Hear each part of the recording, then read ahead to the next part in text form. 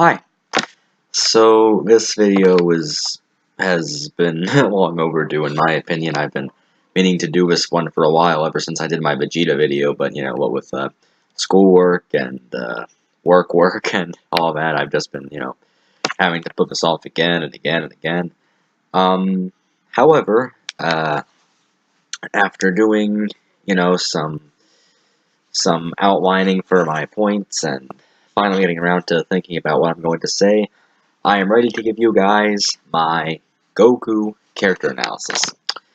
Now, so before I start, I just want to say that, so obviously Goku is like the main character of Dragon Ball. There's like a ton of stuff, a ton of, interesting facets about his character that people debate about, that people talk about, that people, love to, just, share their own opinions about. So, this video isn't going to be a really, obviously, if I wanted to do like a full-on character analysis of Goku, I'd have to do it like in a set of separate videos rather than in just one video, where I'm going to give a more just a general interpretation for his character. I won't exactly go super in depth, but there might be times where I will. But regardless of how in depth I go, I hope I please you all. And if there's anything else that that I talk about, that I don't talk about Goku, that y'all want to share your thoughts on, you can feel free to leave it in the comments section below. But yeah, no.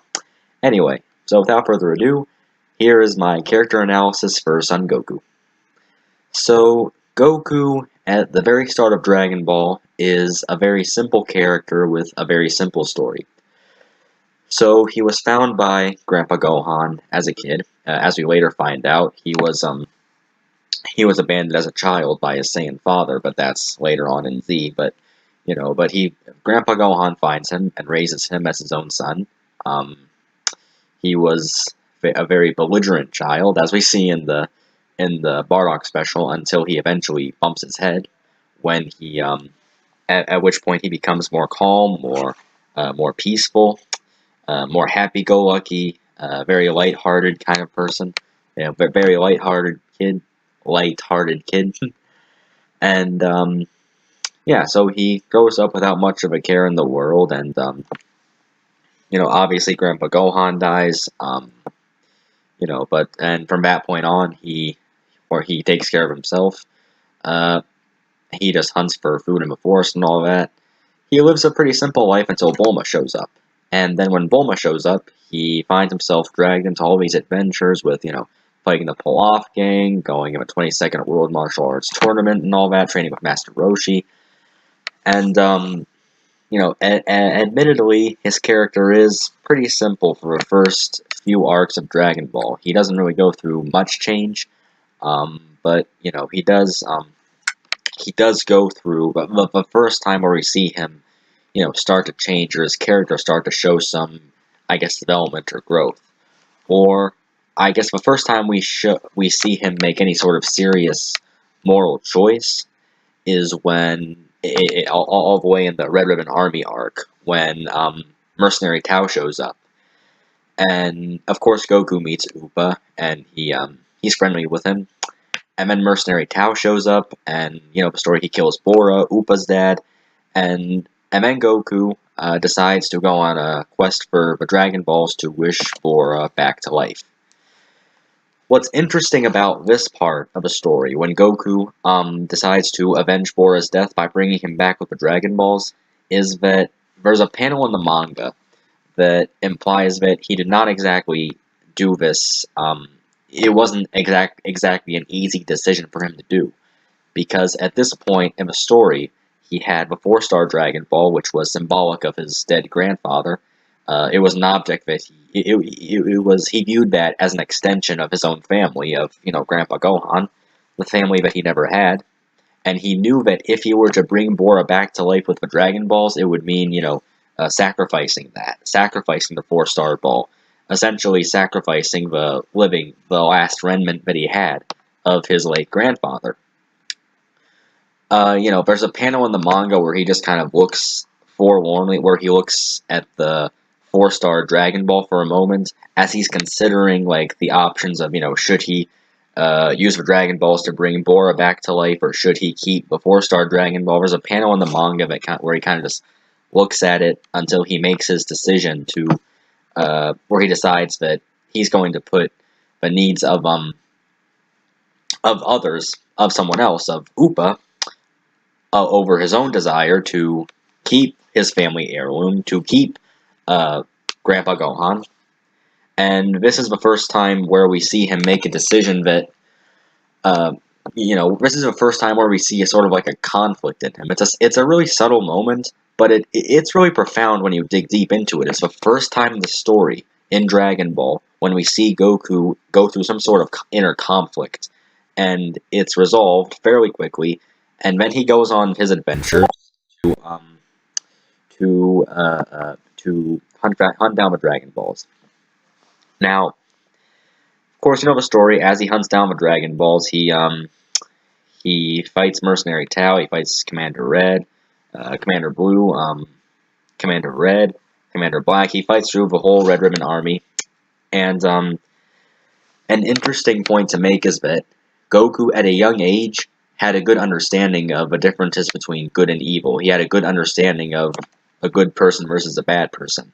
And what's proof of this is when he fights Commander Black, and Commander Black is in his his robot mech thingy. So when he fights Commander Black, he straight up tells him in the manga, "You are a bad guy, and I can't let bad guys win, and that's why I need to fight you." I'll try to link the pages to the manga in the description below if I can. I'm sure y'all can find it. But yeah, he does show it. It does show that even as a 12-year-old kid, as simple-minded, as admittedly as naive as he is at this point in his life, he still has a good understanding of good versus evil. He understands that the Red Ribbon Army is evil. He understands that Upa is a good person, that Bora is a good person, and that he deserves to be brought back to life. Hence the reason why he decided to use the Dragon Balls to wish Bora back, even though it meant sacrificing the 4-star ball. So this is just So that's basically Goku's character in the Red Ribbon Army arc, the most notable facets of his character in that arc, or at least the facets of his character that stick out to me the most. And then we see him in the Fortune Teller Baba arc, and this is when we first see him show some sort of a deeper emotional side to him. Is when we see him reunited with Grandpa Gohan. In the scene that plays out when Goku fights the masked fighter, Grandpa Gohan, and he reveals himself as Goku's grandfather, Goku is visibly, he's crying, he's in tears, he's overjoyed, but he's also sad. I think it was, I don't remember if he was crying in the manga. I'm pretty sure he was crying in the anime though. But yeah, no, he's so overwhelmed. He's so overwhelmed with emotion, but he runs up to Gohan, he hugs him, he's overwhelmed by this at moment, as anyone would be in that moment. And that shows the more human, relatable side to him, the emotional side, the vulnerable side that we see of him first in the Fortune Teller Baba arc. And that's the most notable thing about him, the most noteworthy moment of his character in that arc. And so after the Fortune Teller Baba, obviously, we have Demon King Piccolo. And the Demon King Piccolo arc is very interesting because it's the first time we start to see a more darker side to Goku's character. And what is meant by that is, okay, so obviously, the King Piccolo arc isn't the first time we've seen death in the series. We've seen it with, Bora. We've seen it with Commander Blue, when Tao killed Commander Blue with his tongue. But this is the first time we've seen a main character, especially one that was close to Goku. This is the first time we've seen a main character die, and that main character was Krillin. And it had an overwhelming effect on him. At the I believe it was after the 22nd World Martial Arts Tournament, after Goku fights Tien, and Tien wins just by some, I think I don't remember, but Tien won just through luck. And but after that, so after the 22nd World Martial Arts, Goku finds Krillin dead. Goku finds out that one of King Piccolo's children has killed Krillin, and when he sees Krillin's dead body on the floor, knowing that he could have probably saved Krillin's life if he were there, this has a very, very profound effect on Goku's character, like none we've ever seen so far in Dragon Ball. It gets to the point where, like, his angst, his emotion, his sorrow, his grief, his anger just overwhelms him, and he just goes on this. He basically goes on a killing spree, right? He kills left and right. He kills Tambourine. He kills Drum. Finally he kills King Piccolo, and and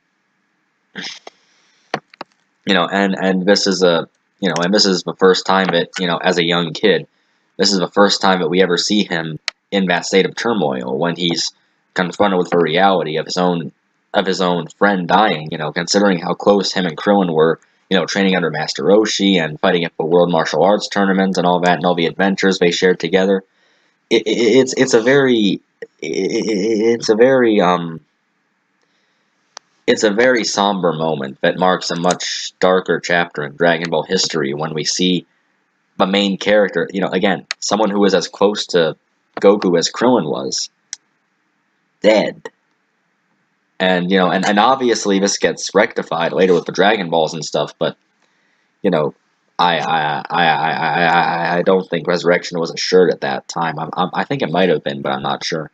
But yeah, but basically, okay, so Goku kills King Piccolo, and Krillin gets resurrected, and then Goku trains with Kami and Mr. Popo. And this is another interesting part of his character, but is kind of overlooked, is that he never really, okay, see what makes him training with Kami interesting is that a lot of readers tend to infer, and I believe rightfully so, that Goku's training with Kami after he killed King Piccolo is where he got a much greater sense of right and wrong from. Now, granted, Goku already had some sense of good versus evil, as we see against Commander Black in the Red Ribbon Army arc.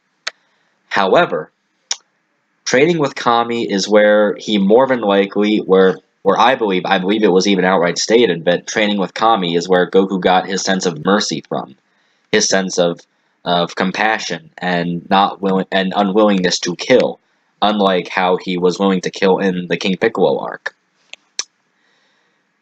After one example of this is after, obviously, and I'm going to save the later examples for Z until later, but when we see him next in the 23rd World Martial Arts Tournament, obviously Goku has matured a lot. He has grown. He has the outlook of a much more down to earth young man, even though he does still have some of his naivety in him.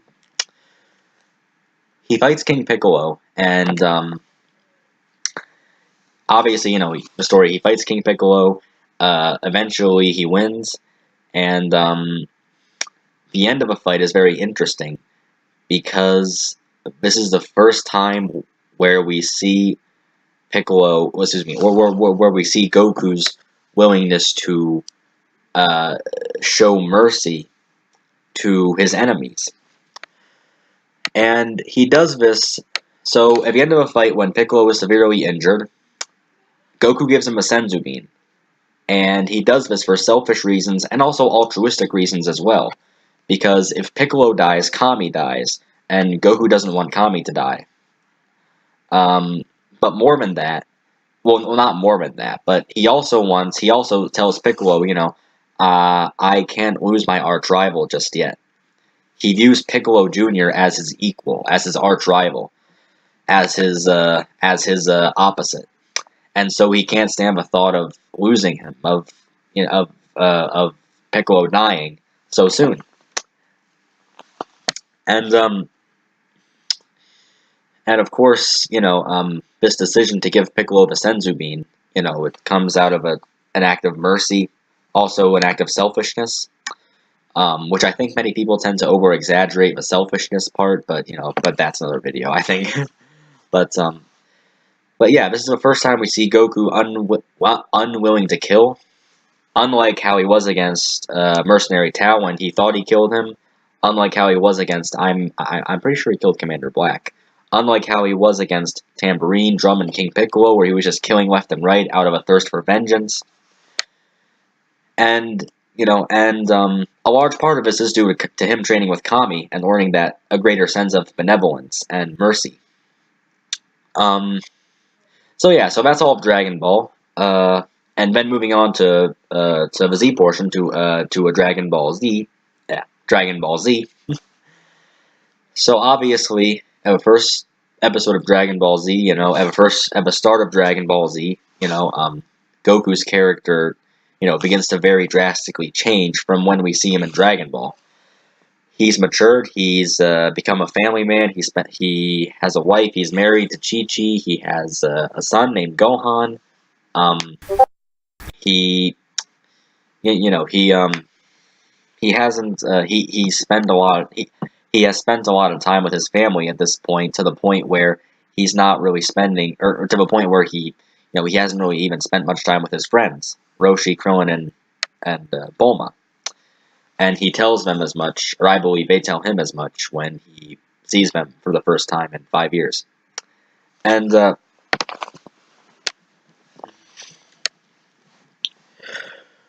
so Goku, obviously, you know, the biggest part for him, the biggest shocker for him at this part of the story is when Raditz shows up.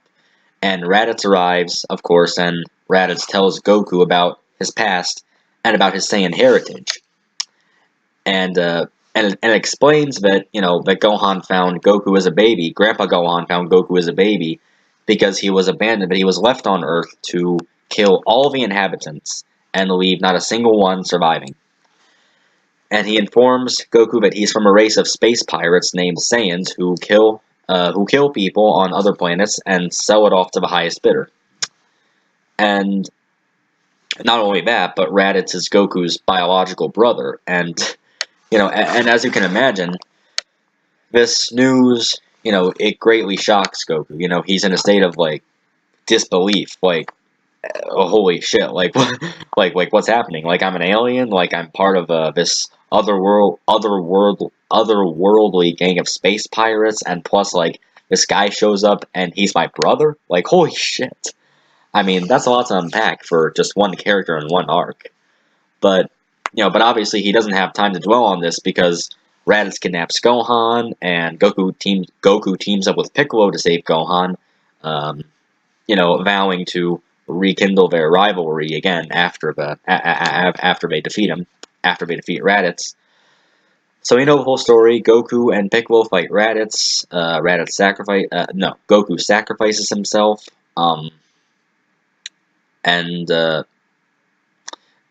You know, and then, you know, he begins his training with King Kai while Piccolo trains Gohan on Earth, and the Z Fighters are training by themselves on Earth. So Goku trains with King Kai, and he learns more about his Saiyan heritage through King Kai. You know, King Kai tells him about the last remaining Saiyans who Goku was a part of, and Goku is just having a hard time wrapping his head around the fact that he's not an Earthling, but he's not human, but he's an alien. And he finds out, and you know, and he kind of wrestles with this throughout the story, albeit in kind of a subtle way.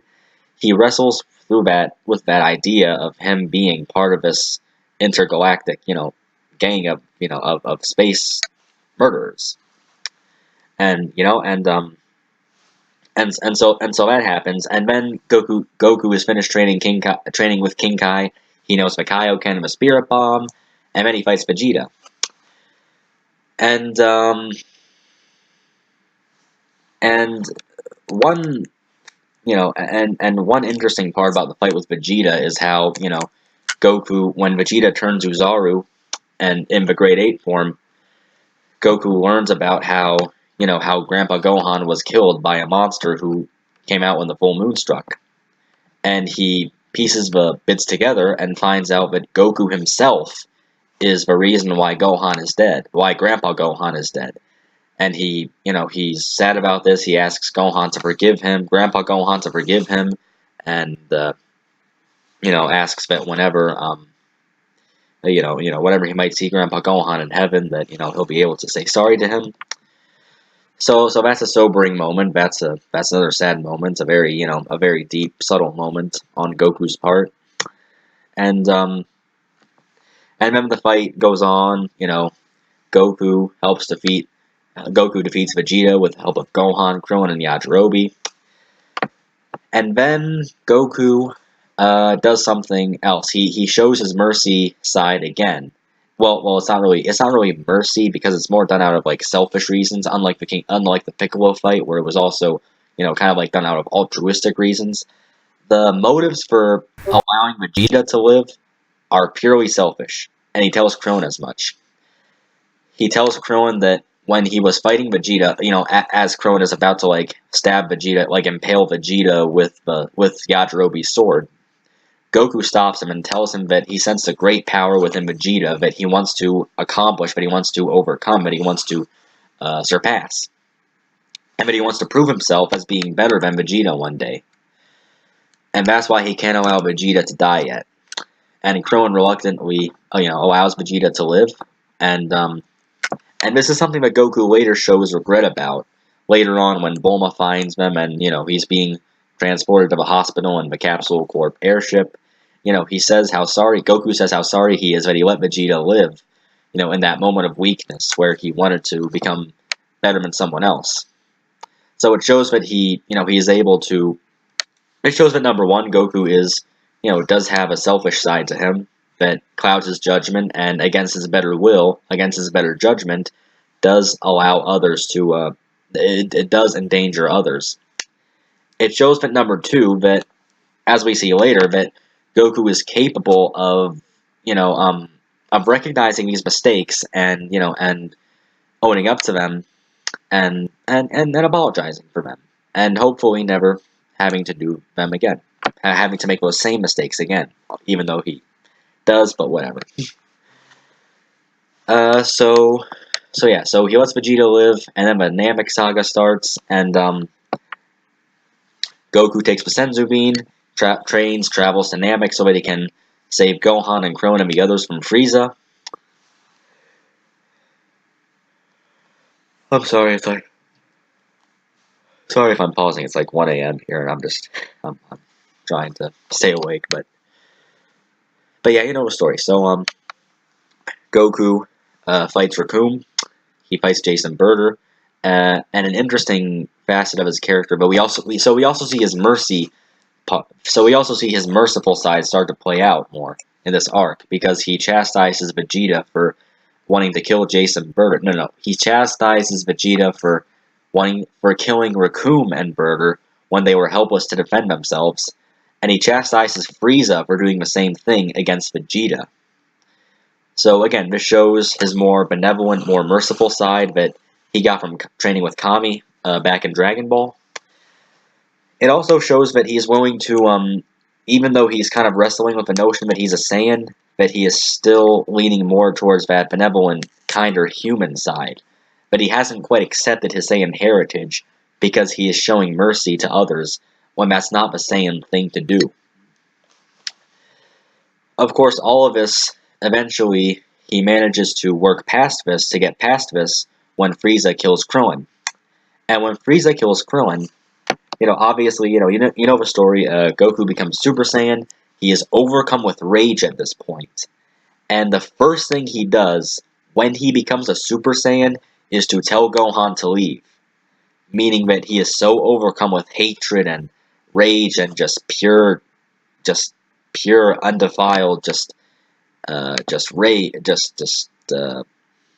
what's the word I'm looking for? Just loathing, that he can't even trust himself around his own son. And he fights Frieza, and he talks shit about him. He says, he calls Frieza the scum of the universe. He calls Frieza, he says he says to Frieza that, you deserve to die, I'm going to kill you. And he is so overcome by his hatred for Frieza that he allows Frieza to go 100%. He allows Frieza to power up to his maximum just so he can prove to Frieza that even at his fullest, he was still no match for Goku. He wants to humiliate Frieza, he wants to beat Frieza, he wants to make him suffer. And his desire for his enemy to suffer is so much that King Kai comments that, Goku is not Goku anymore. He is someone else. He is an entirely different person. He's not the same thing. He's not. And it's different from... It's interesting to compare how he handles rage as an adult versus how he handles rage as a kid. As a kid, he was flying off a handle, right? He was killing, again, going on a killing spree, killing Tambourine Drum and King Piccolo. But now it's more focused and centered. Now it's more like it isn't just about killing. It's about making your opponent suffer. And he shows this in how he allows Frieza to live just because he saw no point in fighting him again. He saw how damaged Frieza's pride was, that even at Frieza's maximum, that he could not compete with a Super Saiyan. And for Frieza, that was a fate worse than death. Living with the burden that you were beaten, that you were bested by your subordinates, was a fate worse than death for Frieza. It was a fate worse than death, and eventually, of course, even when Goku does show him mercy, Frieza ruins that chance by stabbing Goku in the back, shooting Goku in the back with a ki blast, and then Goku kills Frieza, and I put kills in quotes because, as we find out later, Frieza survived. So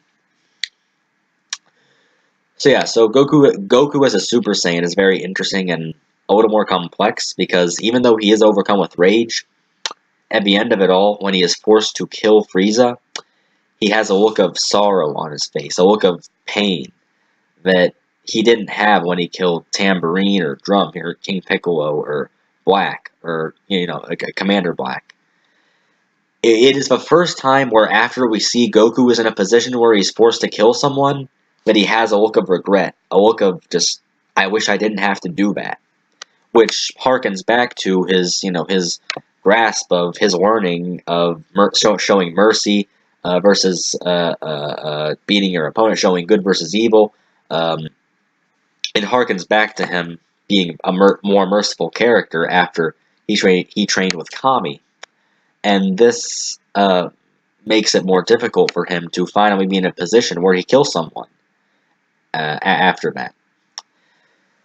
Eventually, of course, a story from there is that he learns to perfect his Super Saiyan technique. He learns to train to the point where he can, go Super Saiyan at will rather than just when he's angry.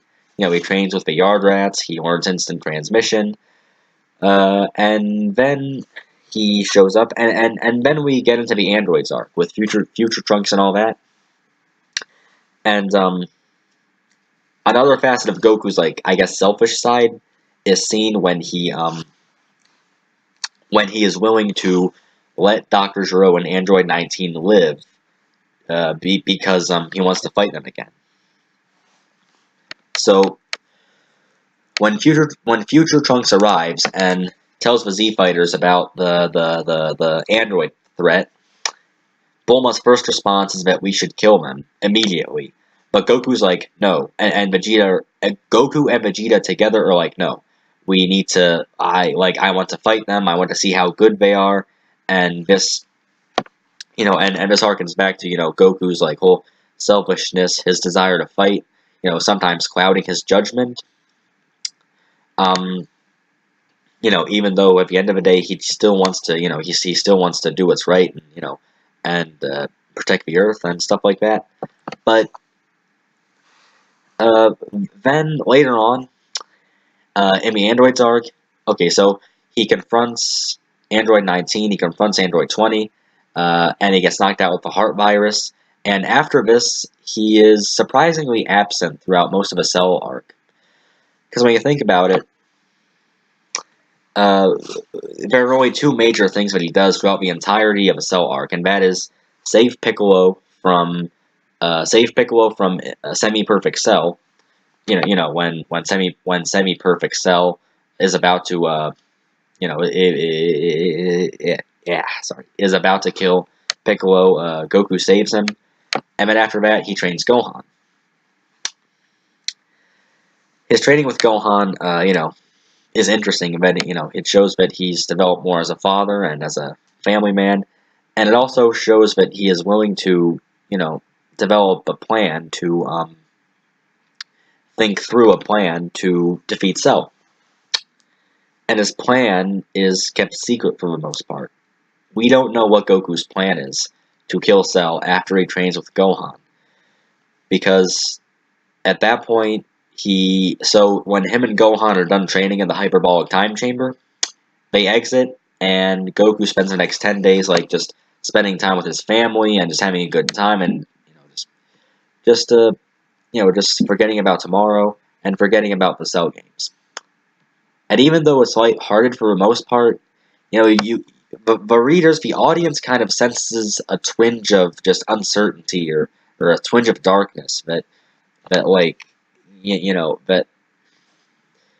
the audience, I believe, is meant to sense that during the 10 days before the Cell games, something is not right in how Goku is so nonchalantly handling things.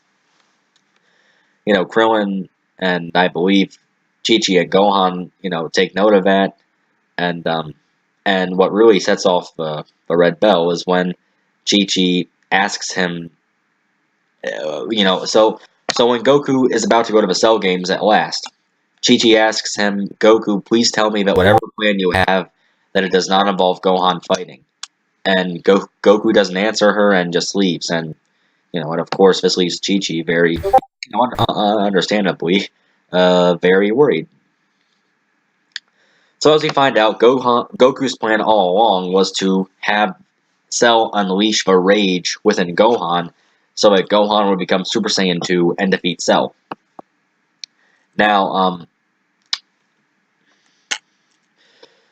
I'm going to touch on one of the more controversial parts of Dragon Ball Z, and that is when, so after Goku fights Cell, he fights Cell so that Gohan can get a feel for how Cell fights, and for how Goku fights. And, so Goku sends Gohan out to fight Cell.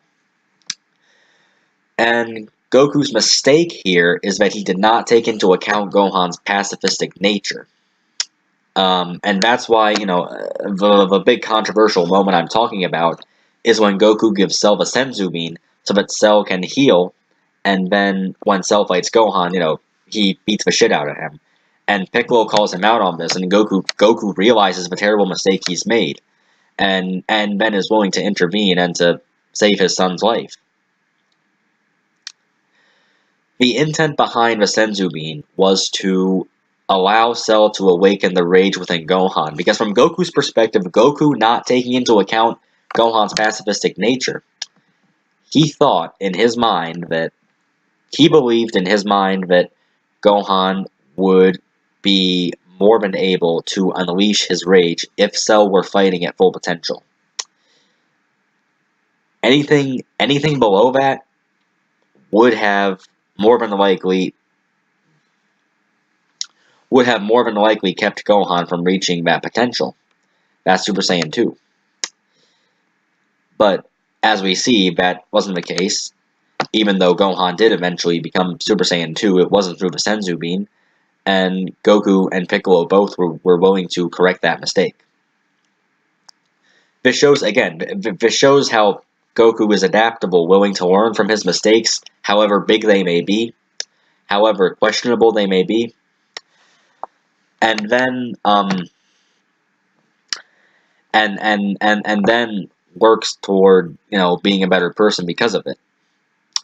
He wants to save Gohan's life, and eventually he does. He saves Gohan and the whole world's life through sacrificing himself yet again at the hands of Cell.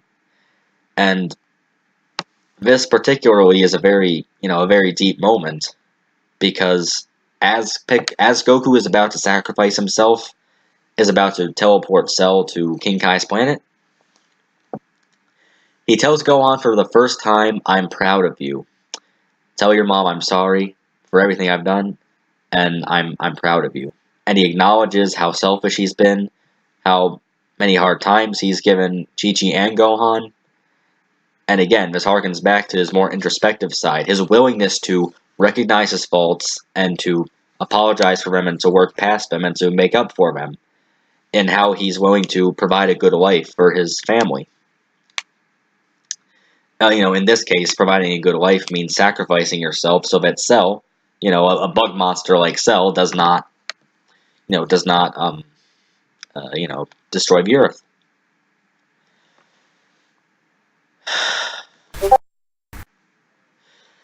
So, the whole story after that. Goku, in the anime, Goku attends the Other World tournament. He fights Pikkon and the others. He fights Oibu, and of course afterwards, when he trains with when he's done training with King Kai, and when he's done with all that, he shows back up in the Buu arc for a day, and this arc, the Buu saga, more than any other saga for Goku, outlines his belief, his faith in the younger generation, his willingness to pass the torch on to the next generation. We kind of have this in the Cell games, because Goku was, again, sacrificing himself, for Gohan, with the implication that Gohan would be the one defending Earth by now, but Gohan wanted to be a scholar, so that wasn't going to happen. But here, in the Buu saga, a few notable moments are, number one, when Goku fights Majin Buu, when he defeats Majin, well, no, not defeats, when he fights Fat Buu, and as a Super Saiyan 3, him and Piccolo have a conversation on Kami's Lookout, where Piccolo kind of confronts him over the fact that if Goku had gone on all out, he would have been able to defeat Majin Buu. And Goku says that the reason that he held back was that he wanted to leave the world saving to Goten and Trunks and to the younger generation, because he does not view himself as fit to be the savior of the world. Even though he has saved the Earth, and innocent people countless times, and has helped people countless times, he still does not recognize that himself as a savior or a heroic superhero figure, which kind of which gives him more, in my opinion, it shows some humility on his part that he's willing to do that, but he was willing to look at it that way, but he doesn't view himself as a savior or as a superhero. But more than that, it outlines a faith in the younger generation. Another noteworthy moment in the Buu saga. So during the fight between Majin Vegeta, well, before the fight between Goku and Majin Vegeta, when Bobby takes control of Vegeta's mind, and Vegeta kills all those people at the tournament, the Supreme Kai intervenes and does not allow Goku and Vegeta to fight each other. What's noteworthy about this moment is Goku's willingness to kill the Supreme Kai so that he can get to Vegeta for selfish reasons, because he wants to fight Vegeta again, because he wants a rematch, and also for altruistic reasons, because he doesn't want Vegeta to go on killing people. His willingness to kill the Supreme Kai, and so just like my Vegeta character analysis, I'm going to talk about common misconceptions and all that. A common misconception is that Goku was bluffing in this scene, which I think is a very stupid thing to claim, because first and foremost, there is nothing in that scene that suggests, that even remotely hints, that Goku was bluffing. Gohan, Vegeta, and the Supreme Kai's reactions all just imply otherwise. Goku's serious expression implies otherwise. And again, the Supreme Kai is a mind reader. The Kaioshin can read minds. And, as he did with Vegeta just a few chapters earlier. And, and so he would know, the Kaioshin would know for certain whether or not Goku was bluffing. as would Goku himself. And, you know, and Kaioshin, knowing that Goku was not bluffing, decided to, you know, back out and not intervene any further in Goku and Vegeta's fight. So yeah, so the whole notion that Goku was bluffing in that scene is just a very stupid notion. Goku was not bluffing to kill the Supreme Kai. Gohan, Vegeta, and Supreme Kai's reactions, they all prove otherwise. His willingness to kill the Supreme Kai is what makes him, adds a little more complexity to his character. Although we kind of saw that in the Android saga when he's willing to let Dr. Gero live, in the Saiyan saga when he's willing to let Vegeta live, and in the Piccolo Jr. saga as well, when he lets Piccolo live. Because he's taking a big risk in that. Because the Kaioshin is the overseer of the worlds, and to kill, essentially, such a high-ranking individual as the Supreme Kai would put the universe, might put the universe in jeopardy. And Goku knew that, but he was still willing to take that risk to continue his fight with Vegeta because it was that important to him that he gets his rematch and that he makes sure that Vegeta does not kill anyone else. So those are two pretty noteworthy moments in the Buu saga that Goku goes through. Hang on a second. He also shows he also shows his some sort of complexity / conflict in how he is willing to save Mr. Satan and Dende instead of Goten, Gohan, and Trunks. You know, when Kid Buu was about to destroy the world, Goku decides to save Mr. Satan and Dende instead of Gohan, Goten, and Trunks. Partially because, as many people have believed, partially because, Gohan would probably not forgive him for, choosing to save him over someone else, and also because it was either, he had to act on a very short time span, and and the relationship that perhaps he theorized that the relationship Mr. Satan had with Buu might help in the final battle. Some people have said that, but for whatever reason, he did it, and that is a questionable moment, admittedly, but it does show a more kind of more complex, murky side to his character that we see a few times throughout this arc. He also shows his Saiyan side in refusing to fuse. Okay, so after Goku and Vegeta fuse with the Potara earrings, they defuse in Majin Buu's body, and then they're given the opportunity to refuse again to fight Kid Buu. But Goku refuses to, citing his own Saiyan pride and citing the fact that it's not his style to rely on the help of someone else to fight an enemy. And Vegeta agrees, saying that, Kakarot, you have spoken like a true Saiyan. So it shows that Goku has sort of... so a scene like that kind of shows how Goku has accepted his Saiyan heritage and how willing he is to fight on his own terms and how he does not like to rely on the help of others. And how he is... and how he's also, and how he's also willing to be more adaptable, like learn from his mistakes, even though he was the one who suggested that him and Vegeta fused the first time, that he has kind of moved past that, and is now wanting to fight Kid Buu on his own terms. His love for fighting is shown again, and his altruism is shown again, when he finally kills Majin Buu, asking that Yama reincarnate Buu so that he can fight him again and so that he can be friends with him. Because he imagines that Kid Buu, if Kid Buu wasn't so rotten to the core, that he might have made a good fighter. And as Oob sees, and as Oob shows us, that is the case. So this moment where it's like, where he shows not regret in killing Majin Buu. He shows no regret in killing Majin Buu at all.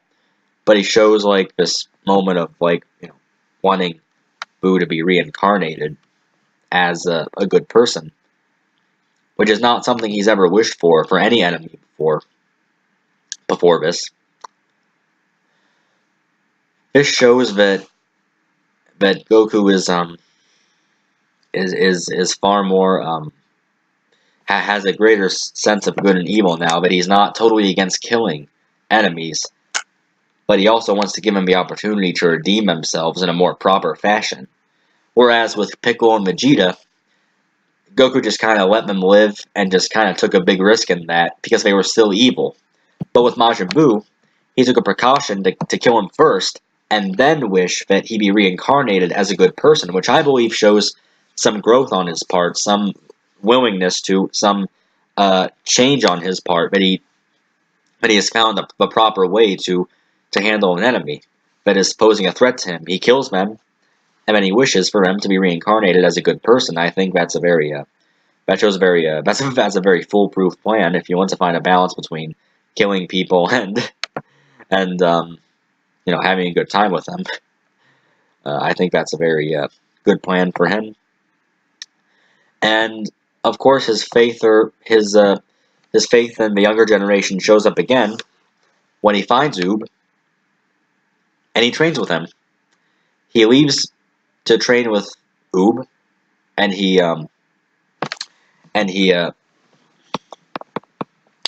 promises to. He doesn't leave his family outright.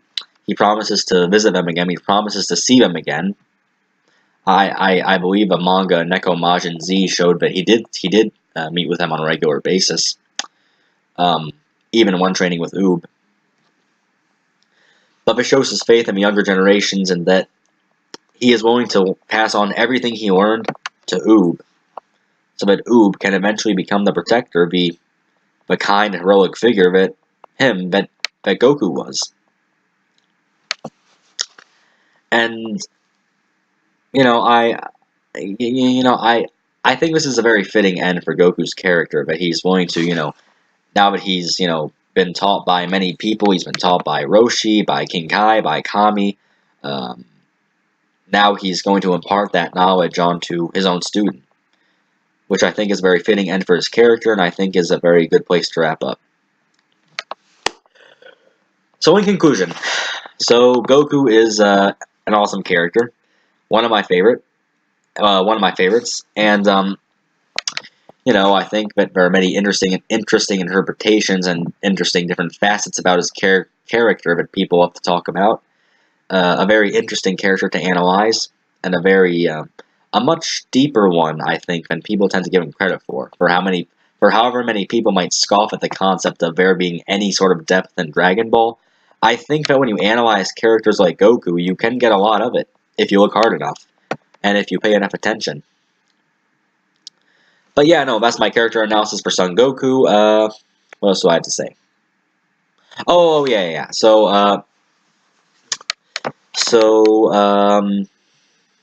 Now that I'm taking a semester off from college, to let y'all know, I probably will be releasing videos more frequently now. I can't promise that because I still have work, but I will try and get these videos out to you on a more frequent basis.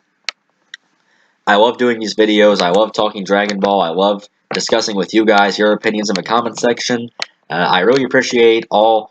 I mean, my goodness, now I have like 77 subscribers when, just a few months ago I had less than 60, I think. But yeah, no, but I appreciate you guys. I appreciate you guys checking out my content, and I really, really hope that you enjoyed this video. Comment, rate, subscribe if you haven't already. Peace, and have a nice day.